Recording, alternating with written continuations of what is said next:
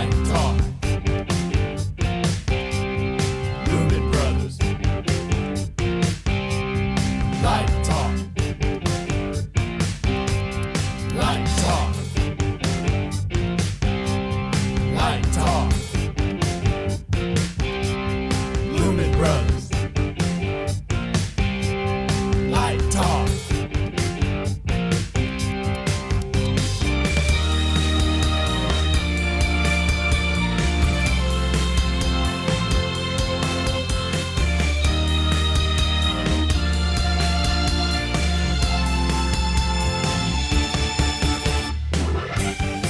Hello and welcome to Light Talk. This is Stan and I'm broadcasting from my state-of-the-art studio in the swampy, rainy Gainesville, Florida. Hi, this is Steve in Dallas, Texas. And this is David, broadcasting from the Belmont Shore neighborhood of Long Beach, California, and we are the Lumen Brothers! Hey, welcome to episode 60, everyone. And we're at the beginning of our second season, and we have some exciting news. So Stan, why don't you tell us about this breaking news and our July surprise? July surprise, we've been holding back on this, but I guess it's time to let the cat out of the bag. So, Light Talk has been invited to the ETC Global Workshop, July 11th through 14th in Madison, Wisconsin. And these Lumen Brothers will be interviewing ETC founder Fred Foster as part of his keynote address on the subject of innovation. The interview with Fred will be live streamed on the ETC YouTube channel around the world and as part of the upcoming Light Talk podcast.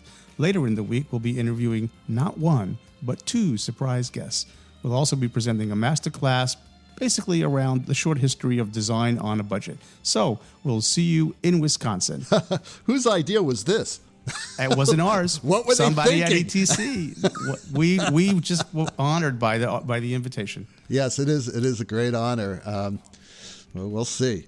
Live worldwide simulcast broadcast. What's the date on that? Isn't it like in July sometime? It's middle of July. Yeah, All we'll right. put it on we'll post it. So, Yeah, we're about 6 weeks away, so we have time. If you can get to Wisconsin, or if you're coming to Wisconsin, we're looking forward to seeing you. And if you're not, enjoy watching it. It's going to be cool. So now on to our listener questions, and I've got the first one today, and it comes from Robert in Wisconsin, ironically or serendipitously. A couple of episodes back, you mentioned a green fund. What is that?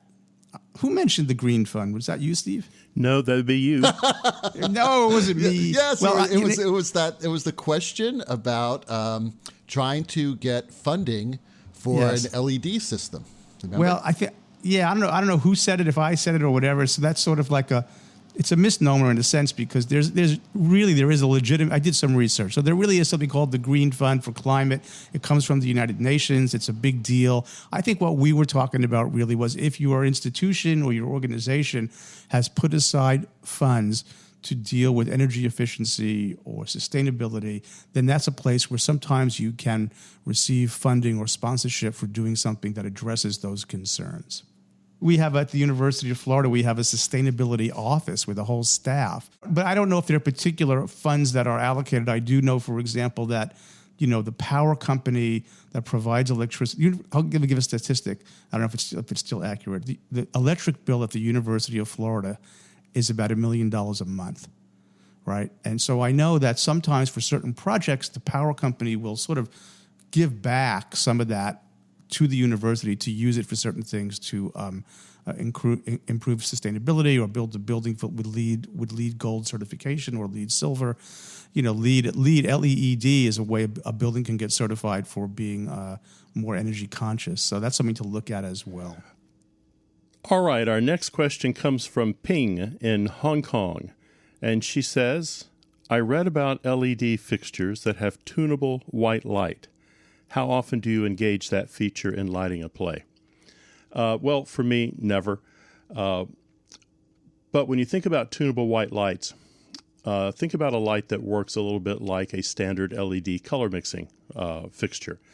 A standard LED color mixing fixture uses red, green, and blue channels, and they're adjusted to deliver a range inside the color spectrum. Tunable whites work the same way.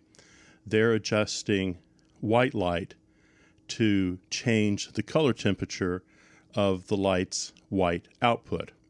So typically in a tunable white light, you would have a warm white, a cool white, or a daylight. So a warm white would be at the lower end of the range, like 2700 to maybe 3000 degrees Kelvin. A cool white would be in that 3100 to 4500 range. And then daylight would be in that 5,000 to 6,500 range. But for me, a practical application, I'm not adjusting the white light color temperature Q to Q. What I find is I'm setting something at the top of the show, and I'm working through the show in that particular range, typically warm, cool, or daylight. Do you guys do it differently? Yeah, actually I do. I use it a lot, and I'll tell you how. Two ways right off the top of my head. One, in follow spots. Yeah, I usually have some LED fixtures out there that's controlled by the board, and I'm actually tuning that light constantly depending on what the atmosphere around it is. So yeah, I'm using it there, and I'm also use it for area light, for just front light. In the old days, and even now, if you don't have enough money for LED fixtures, you usually, put like a warm circuit and a cool circuit out front. A lot of times you'll use something like no color for the warm circuit, or like maybe a 202. And then you'll use something, that's a cooler circuit, like a 64. And then you focus them in the same exact area on top of each other. And then you mix it depending on what the atmosphere is around it, if it's a warmer atmosphere or a cooler atmosphere. Because sometimes if you have no color and you've got a really cool atmosphere, that no color ends up looking like candlelight. So you may want to mix some R64 in with it. Now that's how we've been doing it ever since I've been lighting shows. But now with LED LECOs, you can actually get away with one light doing it. And it's a lot more efficient and a lot more flexible. You're not worried about two shadows, which you'll get with two lights. You're still dealing with only one shadow. So yeah, right off the top of my head, that's how I use tunable white light. I agree with both of you, and I've got a couple of more things that maybe I could add. I think it's a fantastic invention. And just to give David kind of went into the historical perspective, and I'll just mention I think about Jennifer Tipton, who you could sort of say, in a way, maybe popularized or invented white light in a sense, or tunable white, or using various color temperatures in contrast to each other. The queen of 201, 202, and so on and so forth. So I think we've been tuning white for a long time. Right. We just tuned white with gel, as David beautifully described. I would also say that the one thing that's changed, or that's sort of coming back, is everybody sort of adapted to the fact that as you dimmed a tungsten filament, the color temperature shifted, and that shift in relationship to whatever color correction filter you were using was part of the equation, right? And now when you color shift or you white tune or whatever you want to call it in an LED fixture, that's sort of absent, although some manufacturers are now building into their dimming profiles, the warm glow effect that you get from incandescent when you lower the intensity on those white lights. So I love it, and I love the fact that you can do it across time, as David mentioned, fading from one color temperature to another with or without the amber shift.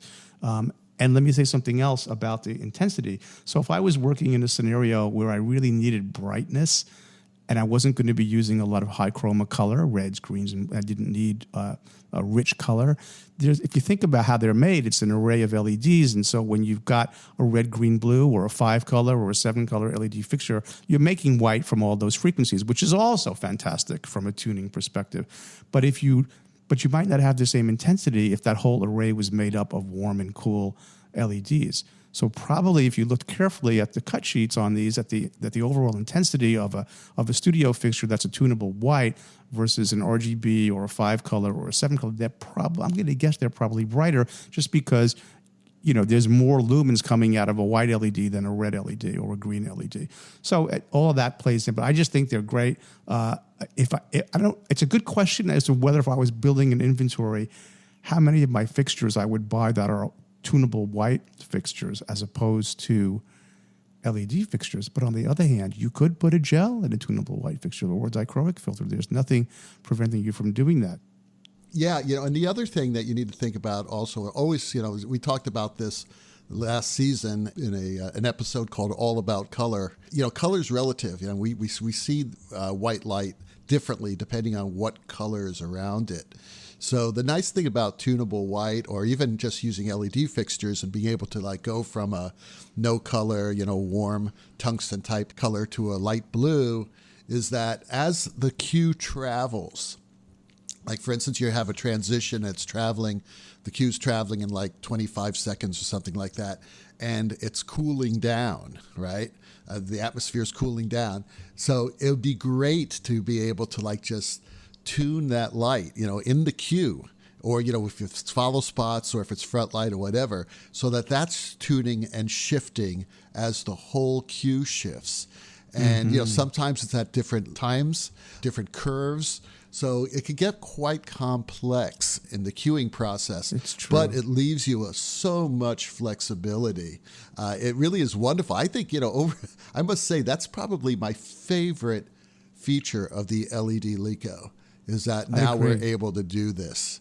Because otherwise it was just, you do a box boom circuit, you'd have 12 lights up there, 6 warm, 6 cool, You don't have to do that anymore. It's fantastic. Yeah, I agree. We did a dance piece this fall that at the end it was all done in cool white, and at the end they strike this pose downstage, and we just took the same lights and just shifted the color temperature to warm, and it just said something. It was so beautiful. It was smooth. It was just, I love it, frankly. It really is. That's great. So it's a great feature. I would use it as much as I could. Cool. Our next question comes from Amy in New Mexico. And Amy writes, I know you can use gel in LED Licos. Can you discuss if LEDs are affected by dichroic color filters? Why not? Why wouldn't they be? Does that mean putting a dichroic in the gel frame? Is that what Amy's talking about? Yeah, I'm trying to understand what Amy means. Does she mean, so there's one thing about using a white light LED engine, like a lot of moving lights are moving to, and then using dichroics, or does she mean you have a 5-color LED fixture and you put a green dichroic in the gel frame? I'm not sure exactly what she means. Maybe Steve knows. I think she clearly means if I have a LED fixture, I'm projecting white light. If I put a dichroic filter in there, will it work as effectively, say, as in a tungsten light? Or is there something magical about LEDs that negate a dichroic filter? Is the LED white being generated by an RGB 5-color or 7-color LED array, or is it being generated by a white array of LEDs?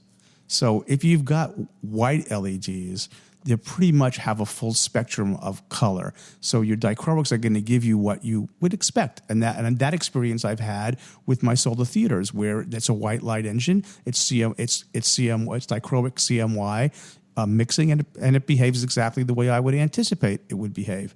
Now, if it's a 3-color RGB, or a 5-color or a 7-color, you are getting very narrow band color from each of those LEDs. When they combine, they create a full spectrum, but because they're narrow band, and then we're using the CMY, man, I'm not sure.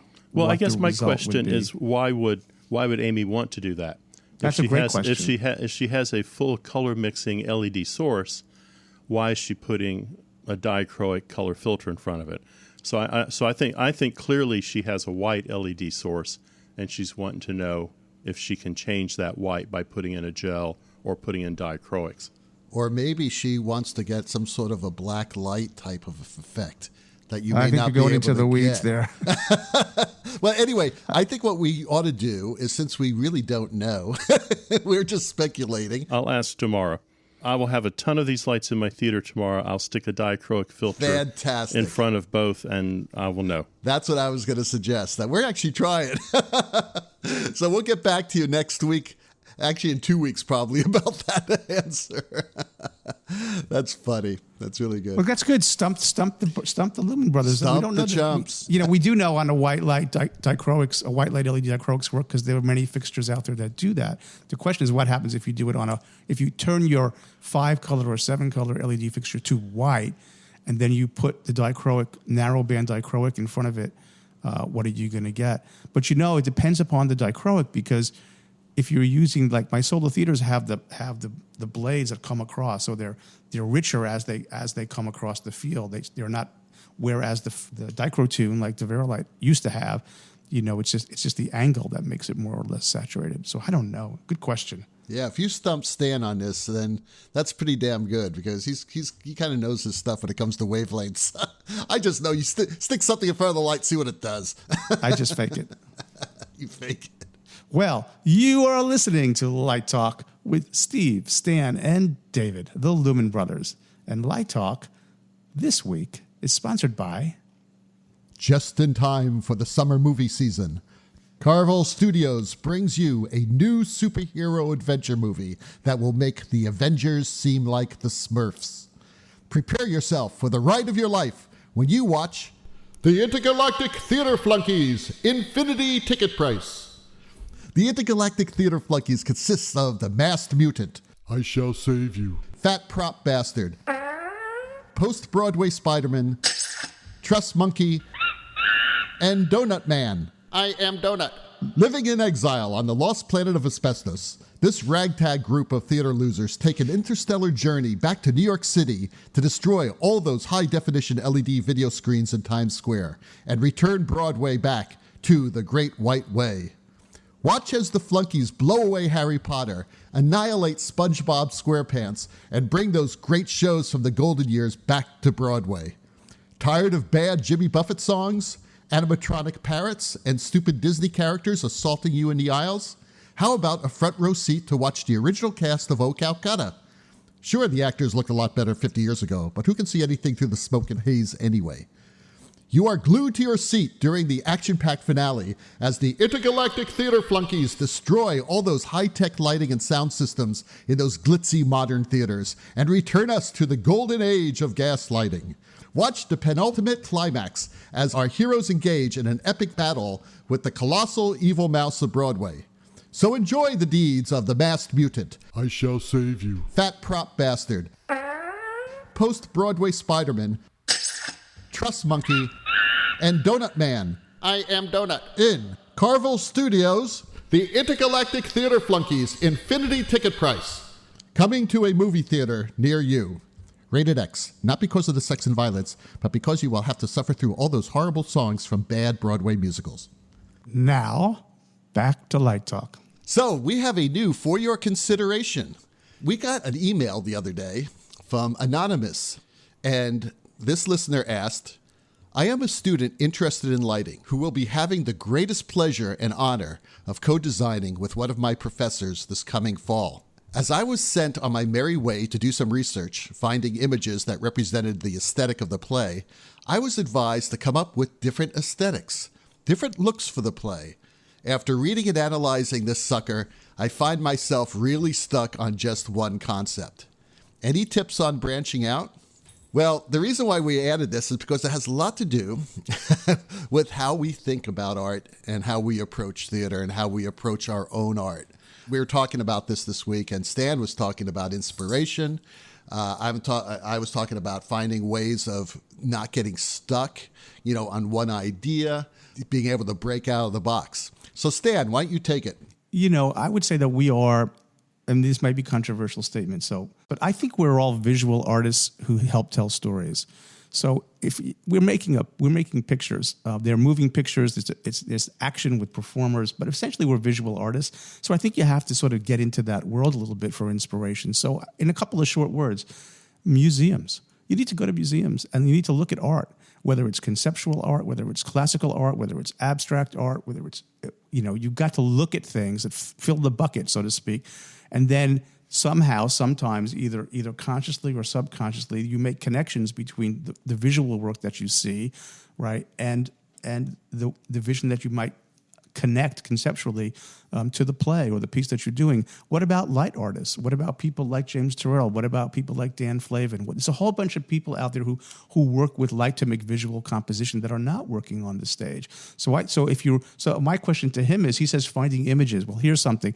Where are you finding images Mr. Anonymous? Are you going just to Google image search? Because that's sort of limited. Are you going to the art library? Are you going to bookstores? Are you looking at painters?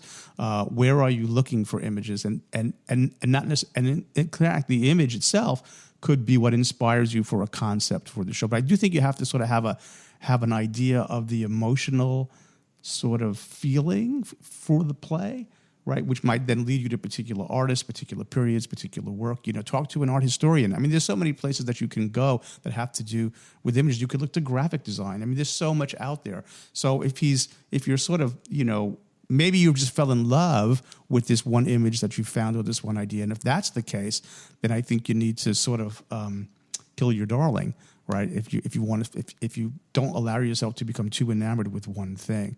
But I think you have to get out there and look at stuff. So go to the museum. I'm looking at your question here, and it's you are co-designing. You have a partner, and you're stuck on your concept, not the concept. Do you clearly know what the aesthetics of the show are? Have you and your co-designer talked in depth about the aesthetics? Have you talked about a conceptual way into the show? It sounds from your question that you were just turned loose to go find something. So you came back with something and your partner went, no, I want blue, you picked red. Go look for something else. So I think probably if there's a deeper conversation before they turn you loose in the library, your search will be more productive and you will be more creative because you have kind of a target. Right now, the target seems to be moving. I've worked with a couple directors who have said, show me something. I show them something. They go, oh, that's wrong. And I go, well, what's right? And they go, well, I don't know. Find me something else. So that's kind of an impossible task. So I would say let's go back to step one again. Sit down, have a cup of coffee. What are we trying to achieve? Which direction is the ship sailing? And then go back out there with fresh eyes and look at it. Yeah, I think that's a great answer, Steve.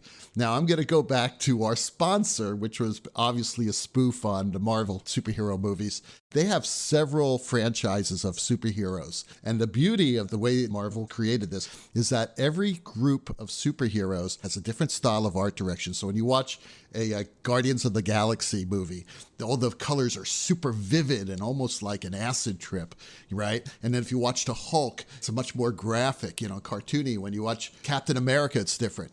I just find that really fascinating. And it works that way, in theater as well.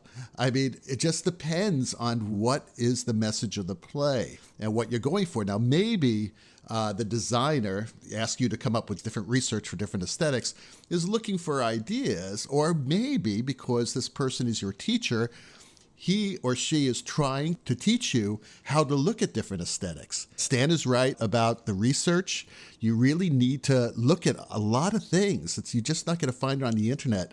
You're going to find it, in movies. You're going to find it in television shows. I mean, if you look at the aesthetics of Game of Thrones versus Breaking Bad, the art direction is totally different. It's a different aesthetic.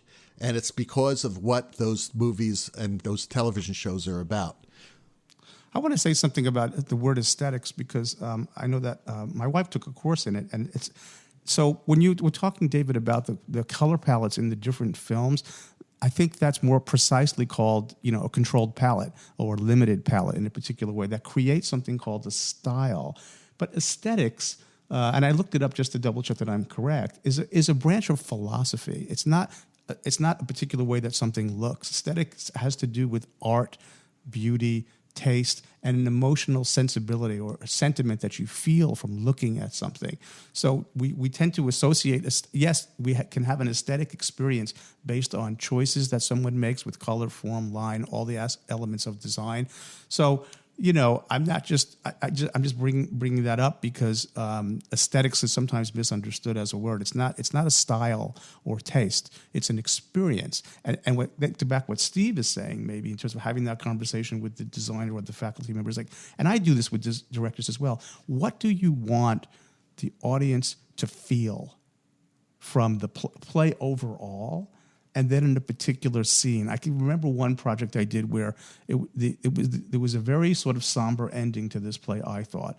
And there's a very, very poignant moment that's written in the script. And I said to the director, how do you want the audience to feel when they walk out of this production looking at this last scene? I want to know how to light it.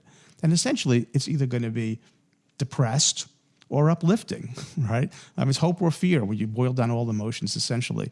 And the director said, well, I'm not sure. And I go, well, we have to make a decision because I've got to light it.